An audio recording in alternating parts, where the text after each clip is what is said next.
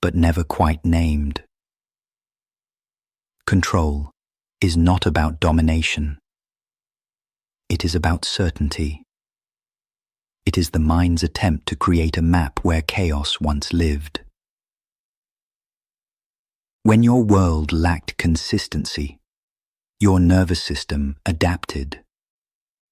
It said, if I can just predict this next thing, I'll feel safe. So you micromanaged your schedule. You walked on eggshells around others. You built rituals out of routines, all in the name of control. But here's the paradox. What you thought would protect you became the very thing that imprisoned you. Control turned into rigidity. Structure became suffocation. And the freedom you sought, it slipped further away.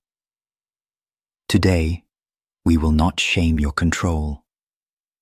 We will examine it, gently, precisely, like a craftsman studying blueprints.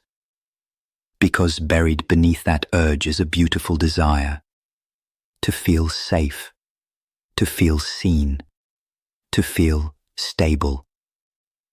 And there are other ways, gentler ways, to build that stability. Imagine for a moment that your inner world is a home, not one built by trauma, but one you're designing, room by room. The foundation, self-awareness, the walls, boundaries, the windows, perspective, the doors, choice. You don't have to live in the blueprint someone else handed you. You get to renovate. You get to reclaim. This is the psychology of architecture. Not just how buildings are made, but how inner stability is formed. You can still have structure, but one that flexes, that breathes, that honors your humanness. Let us unlearn the fortress and reimagine the sanctuary. Control is not the enemy. It is the invitation to explore the fear beneath it and to replace rigidity with rhythm. In this hour, we'll walk through the architecture of your mind. One wall, one window, one word at a time.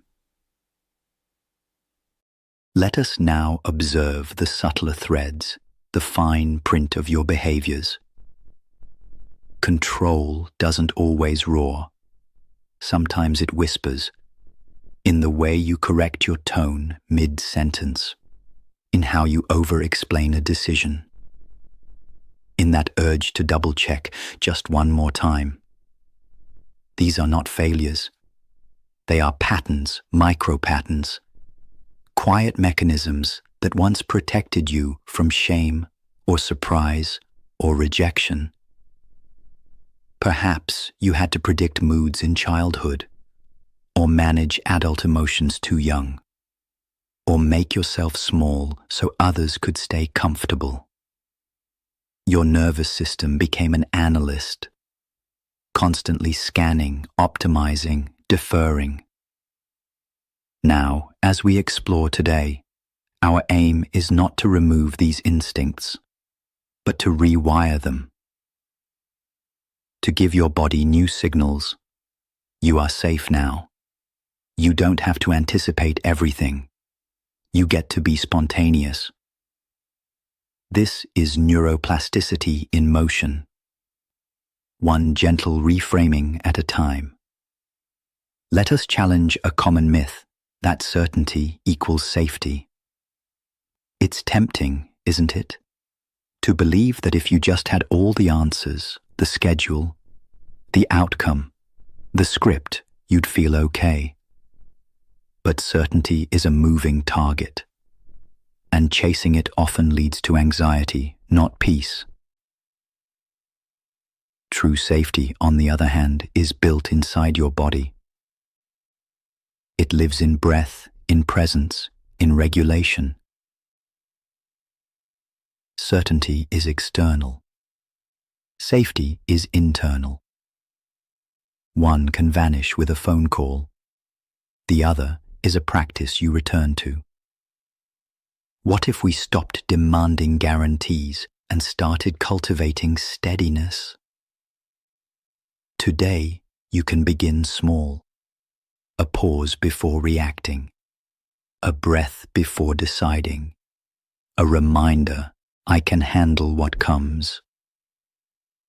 That is safety, and it is far more resilient than certainty ever was. Let us now entertain a revolutionary idea.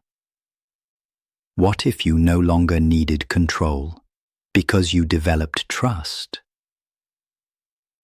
Not blind trust in others, but deep, embodied trust in yourself, in your capacity to respond, to adapt, to repair.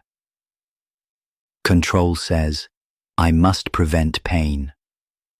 Trust says, I can move through pain. Control builds walls. Trust opens windows. One is a fortress. The other, a living structure with doors that breathe. Consider this, you don't have to architect alone. The relationships in your life can become co-creators, not just variables. Boundaries help, yes, but so does collaboration. To say, here's what I need. To ask, what helps you feel safe too? You're not surrendering safety, you're upgrading the blueprint from solo survival to shared stability. Rigid structures may feel safe, but they cannot bend. And what cannot bend, breaks. Flexibility, then, is not weakness. It is wisdom. It says, I can shift when needed. I can pause before reacting. I can change my mind without losing my identity. This is the emotional architecture of maturity. Let's reflect. Where have you made rules that no longer serve you? Where has structure become punishment? Today, you have the right to remodel, to declare, I built that rule out of fear. Now I build from compassion. You are not locked into the blueprints of your past. You are the designer now. Let the structure hold you, but not harden you. Let it evolve. Let it breathe.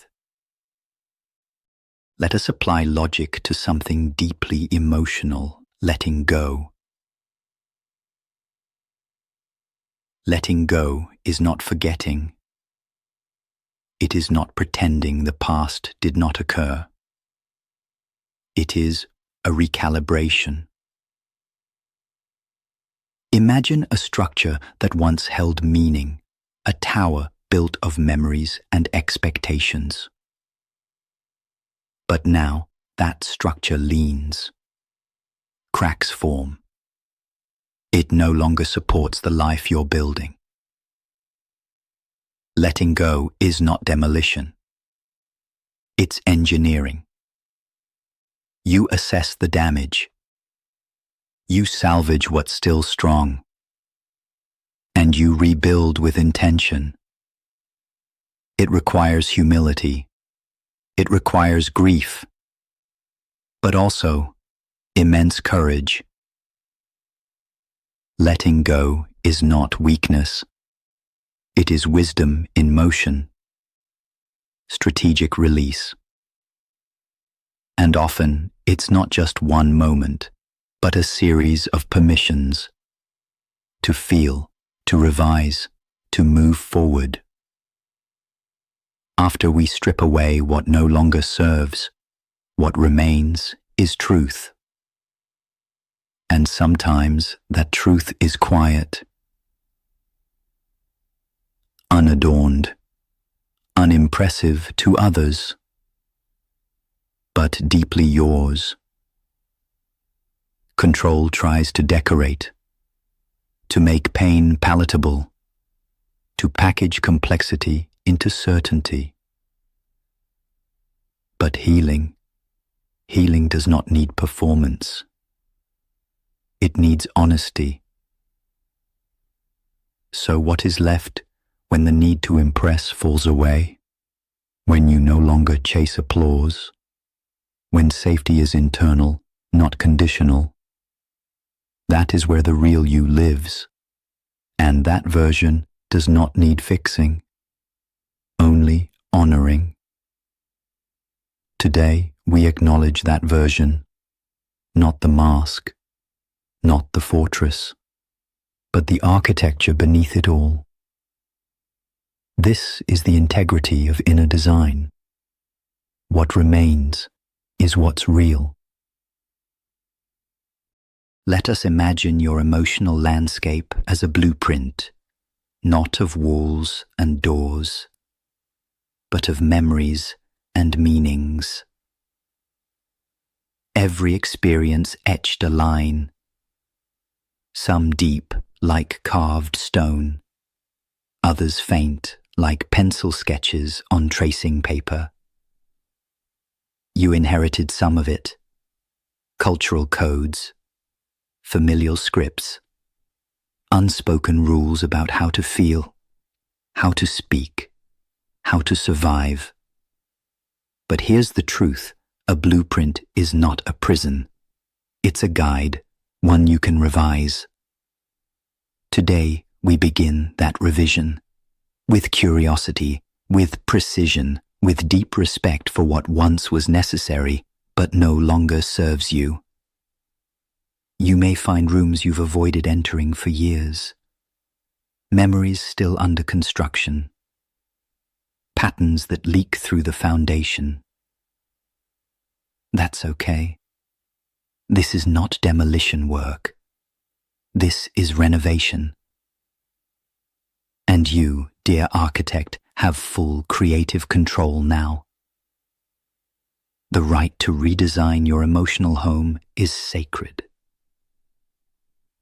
Not everyone will understand why you changed the layout, why you removed certain doors, or built new ones with locks.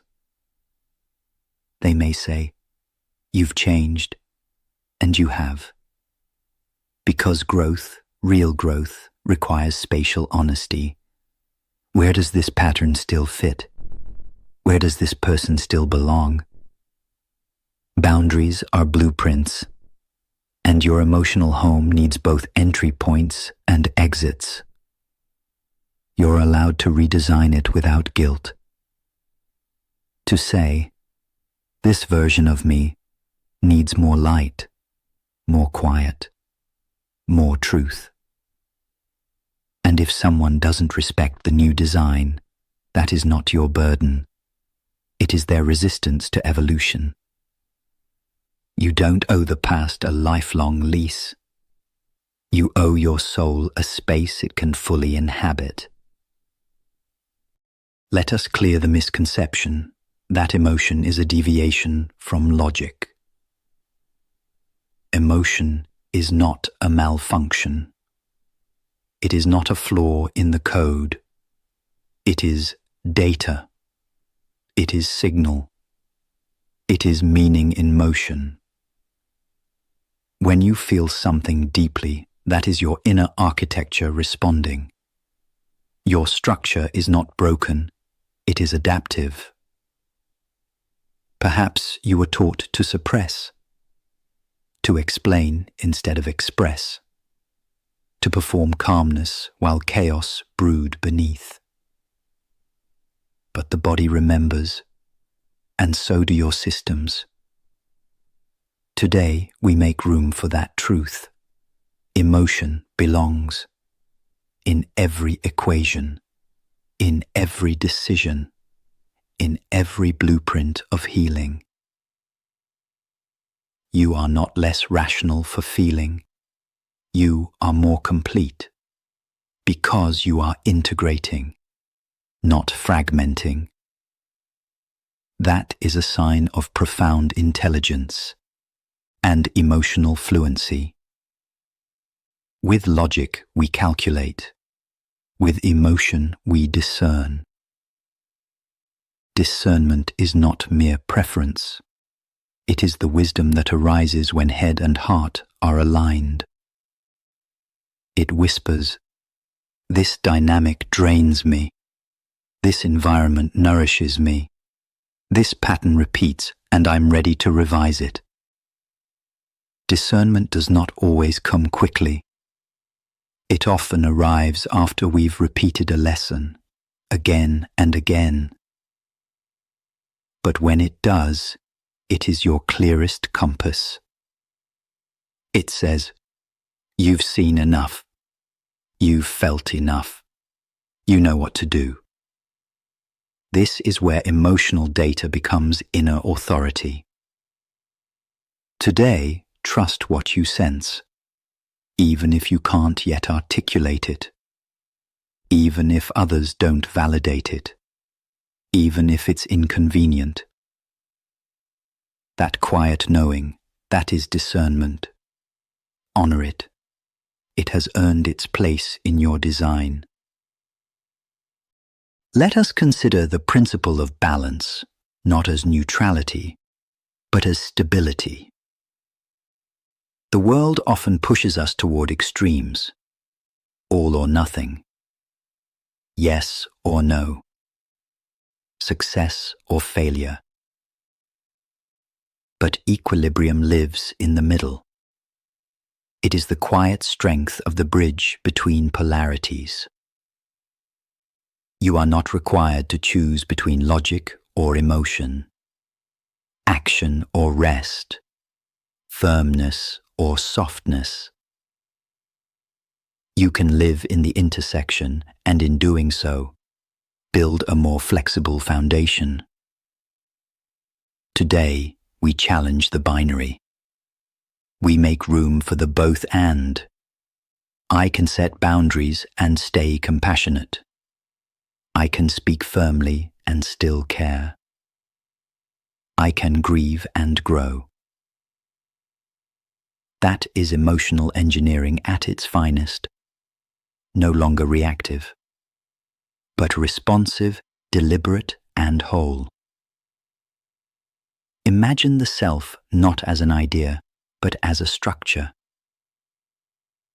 Each choice, each belief, each scar and insight becomes a beam, a wall, a window.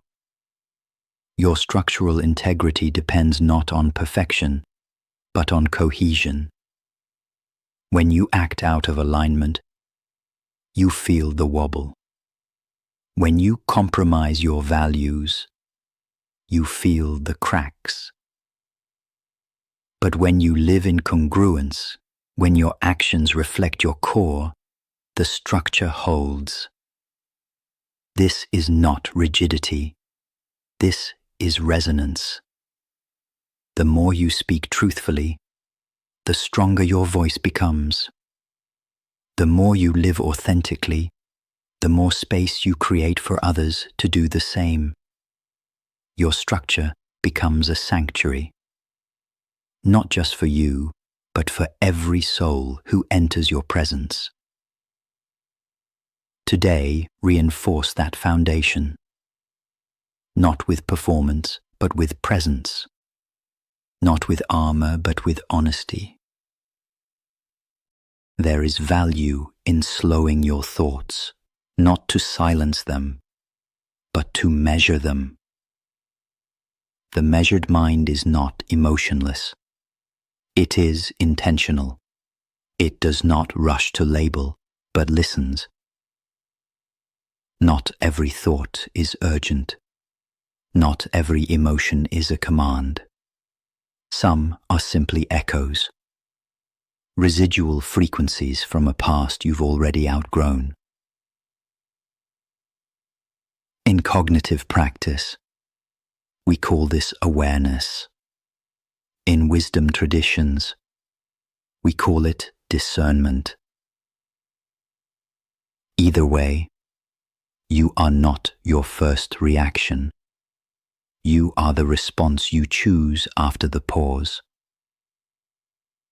today, take that pause. Even for a second, let your breath intervene between trigger and reply. That pause is power. That pause is freedom. That pause is you rewriting your mental architecture. It is possible to think clearly and still be kind. Compassion does not cloud intelligence. It enhances it. It adds depth to your logic, context to your insight, humanity to your analysis. When you apply compassion to thought, you ask better questions, not just, what is wrong, but what has happened here? You see the hurt beneath the habit, the fear beneath the resistance, the longing beneath the anger. This is not naivety. It is wisdom matured by empathy. Compassionate thinking leads to wise boundaries. It's not about excusing behavior, but understanding enough to act with clarity and grace. You are allowed to hold both truth and tenderness, to think with your whole self. Today, do just that. Language shapes perception. What we name, we notice. What we reframe, we release. So much of your inner world has been constructed from the words you've inherited. You're too much. You're too sensitive. You're not enough. But today, we revise that language. You are not too much. You are profound. You are not too sensitive. You are attuned. You are not lacking. You are still forming. This is the power of self-talk, of reclaiming your narrative with precision and dignity. Words build thought structures, and every word you choose with care reinforces the mental home you are designing with intention. So speak to yourself as if you were sacred architecture, because you are. Each phrase, each affirmation, lays brick upon brick in the cathedral of your becoming. Your mind is not a vacuum, it's an ecosystem. A living, breathing landscape shaped by what you consume, who you listen to, what beliefs you water. When negativity becomes the dominant species, resilience shrinks. When shame takes root, hope finds it harder to grow. But you can tend to this garden. You can introduce balance, light, nutrients of truth and gentleness. You are the gardener, and your attention is the sun. Where it lands, growth follows. Today, ask, what thoughts am I feeding? What ideas need pruning? What voices belong outside my gates? This is not abstract work, it is literal mental hygiene. Essential upkeep for a mind that deserves peace. Tend to your ecosystem. It sustains everything else. Let us elevate thought, not as a tool, but as an act of dignity. In a world that rewards speed and noise, your contemplative silence is revolutionary. When you pause to think, to weigh, to wonder, you assert your autonomy. You are not a reaction machine. You are not a trend echo. You are not a mouthpiece for mass opinion. You are a sovereign mind, capable of depth, of nuance, of revision. Every time you choose to think instead of react, to reflect instead of attack, you honor the sacred architecture within. That is not weakness, it is evolved strength. It is the foundation of wisdom in motion. All this reflection, this inner refinement, it leads somewhere. It is not only for your healing, but for the healing of others through you. Your clarity becomes guidance. Your regulation becomes safety. Your compassion becomes contagious. When you step into the world with a well-ordered inner life, you shift the energetic architecture of every space you enter. This is how minds build cultures, how healing ripples into systems, how reflection becomes revolution. You are not just managing your mind, you are preparing it to build, to serve, to restore what chaos has fractured. And you are not alone in this. At 8 a.m., Zara Khan awaits to help you bring your truth into communication, into connection, into community. But first, let this final breath of reflection settle you into self-trust. Because from that trust, all meaning